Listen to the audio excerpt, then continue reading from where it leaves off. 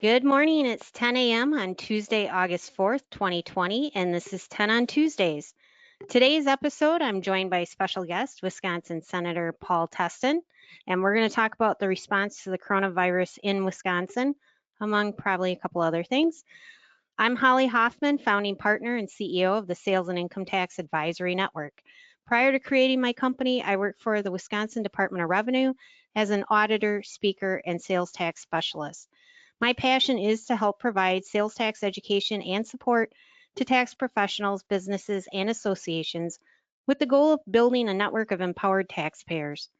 For more information, visit salesandincometax.com. Thank you for joining my web chats 10 on Tuesdays, every Tuesday from 10 to 10:30 a.m. You can check out previous episodes on my 10 on Tuesdays channel. To find my channel, go to salesandincometax.com, look for the 10 on Tuesdays logo, click on the logo to register, or click watch previous episodes to access the 10 on Tuesdays channel. So now that I got the business out of the way, let me formally introduce my guest for today, Wisconsin Senator Pat Testin. Senator Testin was first elected to represent the 24th Senate District in 2016, and he has chaired the Health and Human Services Committee since 2019. So welcome. Thanks for having me. Great to be on. Awesome. So you grew up in Marinette, Wisconsin. You graduated college from UWSP, and we just chatted about the fact that you were attending college while I was working there as an office manager for the Division of Communication. After you graduated, you decided to make Portage County your home. Can't blame you. And you're involved in a lot of different things that keep you very connected to our community. So I see that you work hard to provide different programs and safety for your alma mater, UWSP. And I know you're involved in the Ignite Young Professionals in Portage County. So those programs are really important to me. Can you just briefly talk about that program? Yeah, the Ignite Young Professionals is a branch of the Portage County Business Council, and it's such a great organization that gets young professionals together, and really it's an opportunity to kind of mingle and network and connect, and just knowing that there's a great group of young professionals here in this county that are very community oriented, who want to give back. And they do so in so many different ways. Just a few weeks ago, we did a highway cleanup on County HH right by Crossroads Commons. And they do a lot of other charitable work throughout the community. And it's just great to give back and know that we are in an area of the state that is so community focused and oriented. And they do it not for any personal gain. They just do it because they want to give back. And I think that's great. Yeah, and that's what I like about living in Wisconsin, especially central Wisconsin, where I think all of us are really connected to our community. I heard that you spend one day each month working on the job with a variety of local employers, and I think that's awesome. I can't think of a better way to understand people and get to know the community. Every contractor sales and use tax seminar that I do, the question always comes up of whether or not legislators realize how complicated and impossible the sales tax laws are.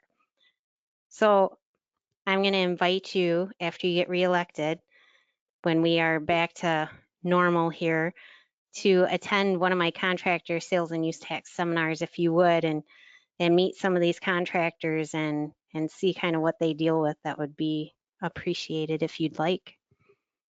Oh, I'd love to. So as you've referenced, yeah, back shortly after I took office, we started the On the Job series, because in 2016, when I was going door to door throughout the 24th Senate District, one of the biggest things that just really opened up my eyes to was the fact that I'd be talking to small business owners, and they would say the biggest challenge that they're facing is that they don't have enough workers to fill the jobs that are available. And no matter where you went, whether it was in Stevens Point, Amherst, Toma, Sparta, Wisconsin Rapids, there were more help wanted signs than there were, political candidate signs. And so I decided after I got elected that, let's lead by example and show what opportunities are out there, highlight some of our great employers, and to show that there is dignity in all forms of work. And so if it's something I can do, anyone can do it. And so I've had the opportunity to work construction, ride along with law enforcement, to cleaning rooms at the Holiday Inn in Stevens Point, to even cleaning out septic tanks. And so it's really given me a very good perspective on how and what we do impacts people back home. And even if it's just for a day, it gives me a greater appreciation for, everything that goes on down in Madison has either directly or indirectly impacts people back home. So I would love to attend one of your tax seminars because, as you referenced, there's no question our tax code is archaic. I won't even profess to know the ins and outs of it. So I'll rely on experts such as yourselves, maybe educate me and tell me where maybe we could find ways to cut back and make things a little bit simpler for our business community out there. Well, if you choose to run for governor, I got a sales tax platform for you. Perfect. I'm all ears. So today I was hoping, since I have the opportunity to be the voice of the many different businesses I serve, I wanted to talk through with you this whole coronavirus pandemic timeline, our response to it, and maybe get a better understanding of why we do what we do and what why the GOP has done what they've done. So this, for Wisconsin, really started February 5th was the first case of the virus in Wisconsin. That was down in Dane County. But then in mid-March is when leadership explained the science indicated we needed to flatten the curve. We've heard that a million times, to ensure that we had the resources for individuals who were ill, and that made sense. Flattening the curve brought the safer at home order, and initially we were told this would be finite, just 2-week shutdown. And then that got extended out 60 days, and then the governor wanted to go beyond then. And in the mix of that was 2 elections, and I'll get to that topic next. But can you talk about what you were experiencing, what you were thinking, along with the other GOP, and just kind of explain the whole shutdown? Yeah, and I think you laid out a pretty good timeline of kind of the major events that transpired over the course of the last several months. As a policymaker, I can tell you it has been just a roller coaster ride, because initially when the first reports started coming down from the CDC, from DHS, that this was going to be a catastrophic disease and virus that was going to spread like wildfire if we didn't act immediately. And so the governor released his first emergency order. And then in conversations that I had with some of his cabinet members, for instance, DOA Secretary Joel Brennan, one of the questions I brought up was, please tell me we're not going to shut down our economy entirely. And initially they said, that's not our intention, but things kind of became a moving target. So then, if you remember, it was, well, we need to limit mass gatherings from like 200 people, then it was 100, down to 50, down to 25, down to 10. And then the night of St. Patrick's Day, Yep. Bars and restaurants all across the state just got the alert that shut it down. We're shutting down for 2 weeks. And I think by and large, initially, while many people were frustrated, I think the public at large, and myself included, were supportive of the initial, all right, we got to flatten the curve. Let's do our part, make these sacrifices over the course of the next 2 weeks so we can flatten the curve and not overrun our healthcare system. But what transpired after that raised more questions. So we saw that we had flattened the curve, but then the governor continued with the extension. And then we got into the whole issue of essential versus non-essential businesses. And that was what was really alarming to me, is that now we had the heavy hand of government coming in and saying who can and can't go to work. Well, big retailers were able to keep their doors open. Mom and pop stores and boutique stores on Main Street were told they had to close. And what was really heartbreaking to me, so I still do my wine sales job outside of being in the legislature full time.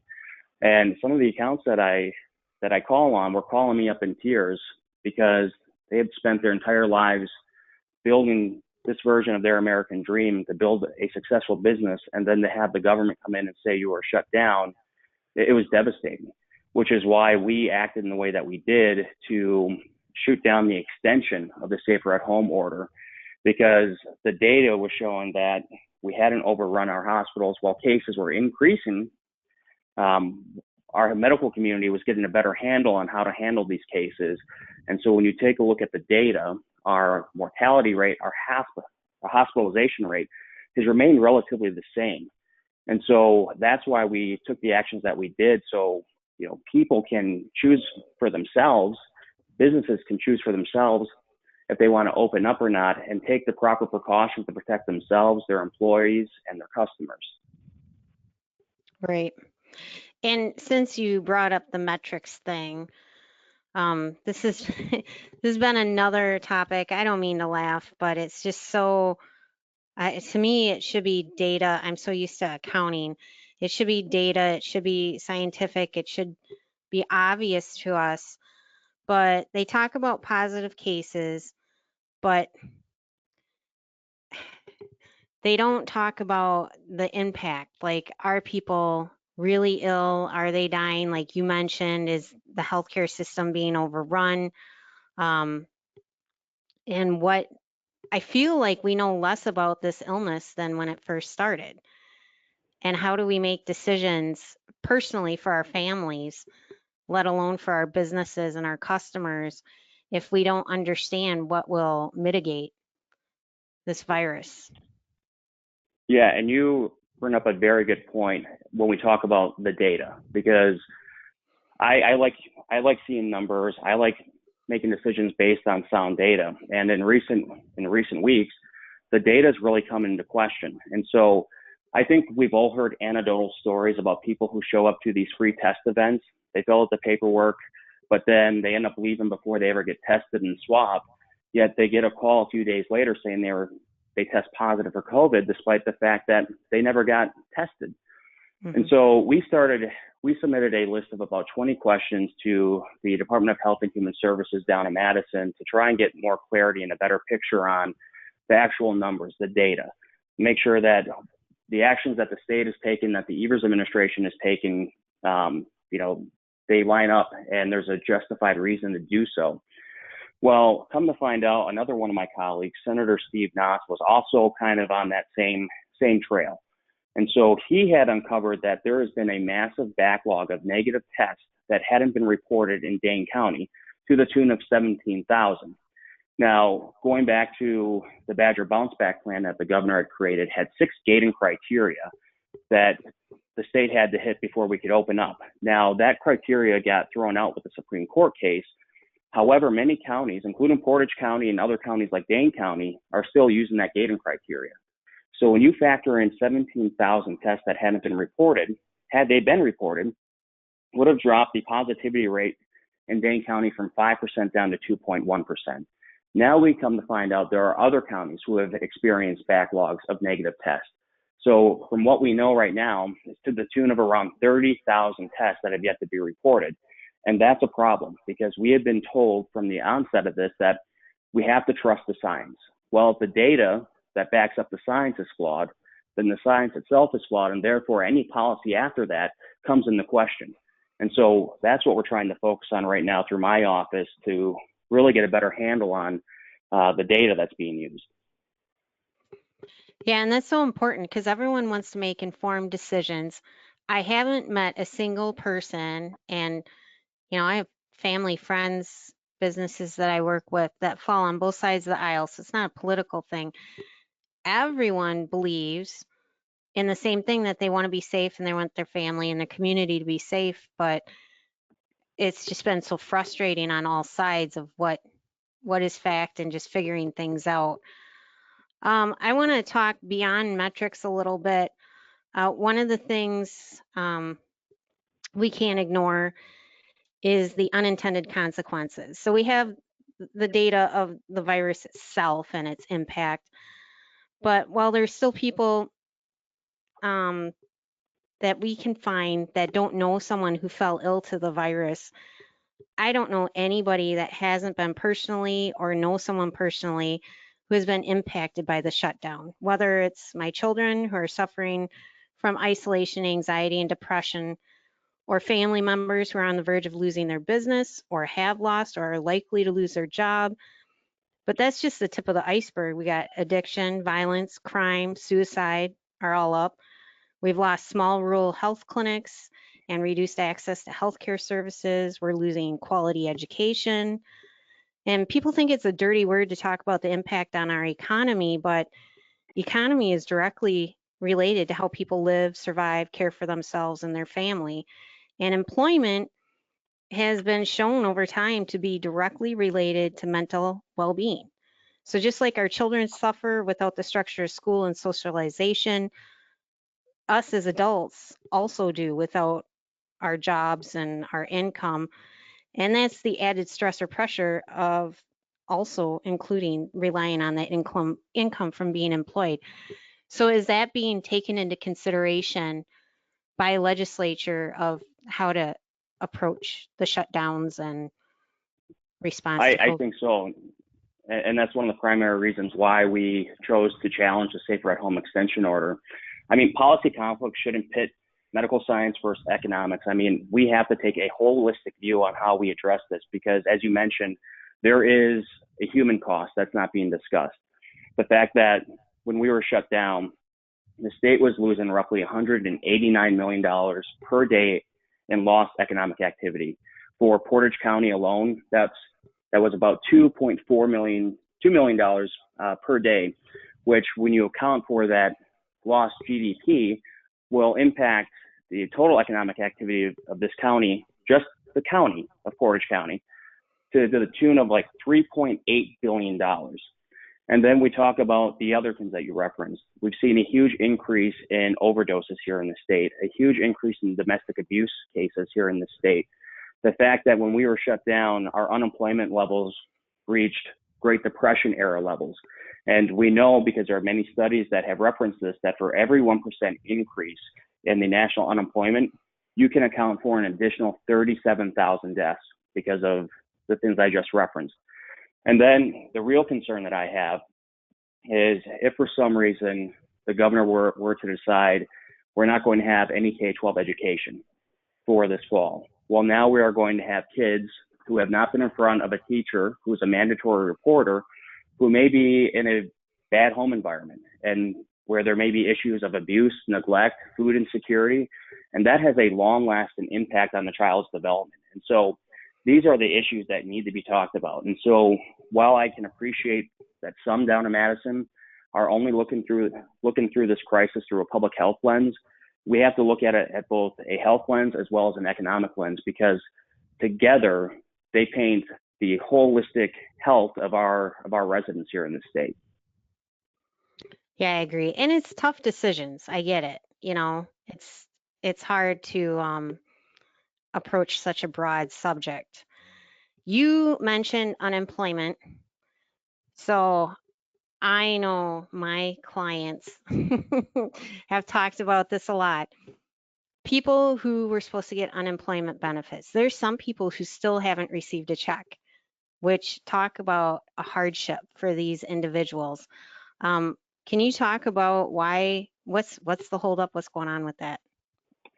So this has probably been the single largest point of frustration for myself and my colleagues down in Madison, and not just my Republican colleagues, Democrat and Republicans, because this has been the issue that our offices and our staff have been working the most on, is trying to make sure that individuals can get their unemployment insurance. And as you said, we have people going on 18 weeks now who have yet to receive their benefits. So the only thing I can say to this is that it's a lack of leadership down in Madison from this administration. I mean, they had to have known in the lead up to the economic shutdown that there would be a huge surge in unemployment filings to the state. And it took them almost 2 months before they opened up call centers to field these calls, that they transitioned more staff, and yet we're still being told there's a massive backlog. And what really gets me is that the department is saying, well, we're doing a great job at filing claims, but then on the other hand, they're saying, well, it's our computer system that's out of date. So I don't profess to be a software engineer or a very tech savvy guy, but the computer system that they use, the COBOL system, 90% of Fortune 500 companies use that exact same system. 95% of ATMs use that exact same computer system. And how many people have had to wait 18 weeks to get a withdrawal from an ATM? And here's the golden nugget of this. So US Bank is the bank that the state uses to process and send out the checks. They also use the exact same system. And I'm sure most of your listeners are familiar with the system as well, because if you've ever bought an airline ticket online, any e-commerce, purchase things from Amazon, it's the same computer system. So that's been really frustrating. It's an issue that we have tried to clarify to the governor, that he could use some of the money in the CARES Act that we received from the federal government to put more money into that department, to either staff it up more, to upgrade the systems if they feel that's necessary. But that has been a tremendous problem here in the state. And if anyone who is on this call is having any issues with DWD and unemployment, or if you know of anyone who's having issues with unemployment, please contact my office, and we will do what we can to get you set up with unemployment insurance. I appreciate that, because that has just been, I know clients of mine who gave their employees the option, because of that additional $600, to either be laid off or stay employed, the whole which way do we go, PPP loan or lay people off. And some took that option, and now they're suffering, and the employer's caught. They can't do anything about it. So I appreciate that they have someone they can reach out to. Let's talk a little bit about the elections. We had 2 elections during the shutdown, or during the safer at home order, April and May. May was a special election. And I just want to ask about that in relation to, will that foreshadow how our November election is handled? Yeah, so obviously there was a lot of controversy over the April 7th election, and the governor tried to move the date and was shot down by the Supreme Court, as well as the Wisconsin State Supreme Court. And the reason why that election had to move forward, and why we had to go on as is because it's mandated by the Constitution. So it's not just that we had a presidential preference primary, unlike many other states had, but we also had a Supreme Court race, as well as our local municipal races, which the Constitution dictates that on the 3rd Tuesday of that month, those office holders take their oath of office at the local level. So our hands were tied there, that we weren't able to move that election date. Had it just been a primary, like the May election for the 7th Congressional District, that's a different story. The governor could have been able to postpone or move that back. Now, I can tell you from my own firsthand experience, so my wife and I, we live in the town of Hull outside Stevens Point. We worked the election for 16 hours that day and worked the polls.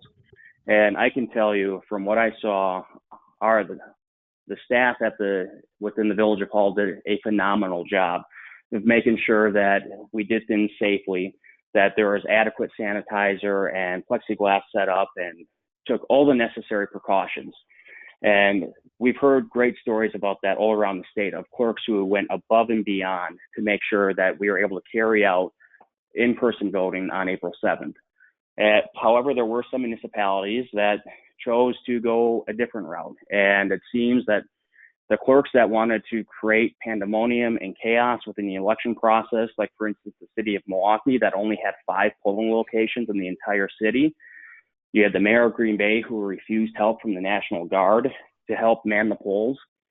It's pretty telling. But the good news is that the CDC just reported a few days ago that they did a study, and there was no evidence to suggest a spike in cases because of in-person voting.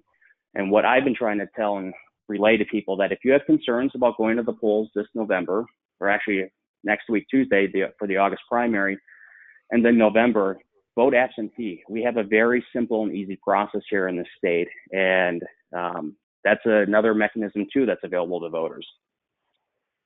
Yeah, I agree. My township did a really good job with the polls and the election too. So hats off to them. I just want to talk about, I can't let you go without expressing my feelings. I don't understand why during the shutdown and safer at home order that I don't I didn't hear about any layoffs of state employees. Not that I want to hurt them, I don't. But there's no layoffs. Unemployment, DWD wasn't staffed sufficiently for handling what they had to handle. And I get they're separate agencies of the government, but I was kind of surprised to see that with the forced shutdown, the safer at home order, that Wisconsin Department of Revenue, who I love, they're great people, but they continue to initiate audits. And I didn't understand that. And I don't know if you have anything to say about that, but if you have any input on that going forward, if unfortunately we get another shutdown, I would prefer that, and businesses would prefer that they would delay. It doesn't stop that period from being audited. It just isn't being audited during a shutdown. Um, I don't know. I No, just feel like that was I, overlooked. yeah, I think there's a strong case to be made that if we're telling businesses whether or not they're deemed essential versus non-essential, and again, that non-essential term is one I have a very hard time supporting or ever getting behind, because all business is essential. Every business plays a factor within our community and into our economic vitality as a region and as a state. So yeah, I mean, to be honest, I wasn't fully aware that audits were still going on even during the shutdown. So I will reach out to Secretary Barca just to see, hey, if things were to go south and we find ourselves with the administration trying to shut down, I guess my ask would be that, yeah, well, let's put a hold on that, because businesses are already struggling and trying to bounce back from the recovery and getting things back to some sense of normalcy. And so I would hate to see, businesses that have been basically on a lifeline for the past several months just get hammered by the state. I don't think that's the right approach to take. And I know Secretary Barca's response on that was we're not doing small businesses, we're not auditing small businesses. It's only businesses with revenue of $5 million per year or more. But I don't, it sounds like a big number. I mean, if I had 5 million in my bank account right now, I'd be a happy camper. But $5 million of revenue for a business doesn't mean that they're a big business, and it doesn't mean that they're doing financially well. And so to me, that arbitrary cutoff or threshold really, I don't know. I didn't understand why they didn't just suspend. So if he responds with the threshold and it's only large businesses, please push back on that. Yeah, and if you have information that you could share with my office on that, we will be more than happy to do a follow-up with the Secretary's office and try and get some more information and hopefully get a better handle on this. That would be great. So I'm going to wrap things up because I know that you are busy and you have things to move towards. And I want to thank you so much for taking time out of your busy schedule to talk with us today. I really appreciate that you provided some insight on decisions by our elected officials. And I know this virus has been tough to deal with. I mean, we are literally living through history. So please stay vigilant and stay strong. So thank you, Senator Testin. Well, thanks for having me. And to you and all your listeners, if anyone ever needs to get a hold of me, or feel free to contact my office. Our office number is 608-266-3123. And you can also email me at sen.testin, TESTIN, at legis, legis.wi.gov. And just know that my door is always open for you. Thank you so much. Next week, my special guest is Chris Schneider, Executive Vice President of the Wisconsin Auto and Truck Dealers Association. We're going to talk about the impact of COVID on the auto and truck industry. And I just spoke with Chris yesterday, and now my husband wants to trade in his 2-year-old pickup truck for a brand new one. So tune in next week to find out why. And to rewatch this episode or to view previous episodes of 10 on Tuesdays, go to salesandincometaks.com, check out my 10 on Tuesdays channel, and I will see you all next week. Thank you.